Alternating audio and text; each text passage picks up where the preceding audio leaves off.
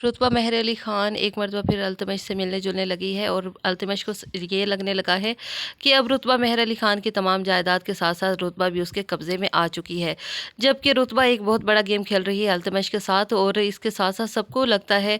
कि अल्तमश की तरफ पलटने लगी है रुतबा, और खुर्शीद जिसका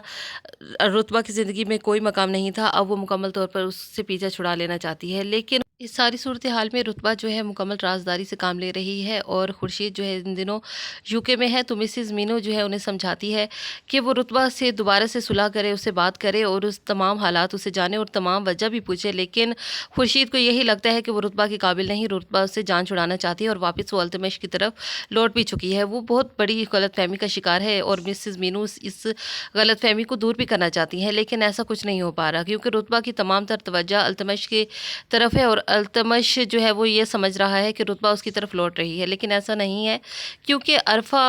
की हकीकत बताने के बाद रुतबा की ये तमाम प्लानिंग जो है वो बदल चुकी है। वो अपने बाबा का बदला भी लेना चाहती है और अपनी माँ के साथ की गई ज़्यादतियों का अज़ाला भी करना चाहती है, और अपने बाबा की तमाम दी गई जायदाद को वापस लाना चाहती है, और अल्तमश को सबक सिखाना चाहती है कि किस तरह से उसने सिर्फ़ और सिर्फ जायदाद की खातिर उससे तलाक दे दी थी। लेकिन अब सारी सूरत हाल में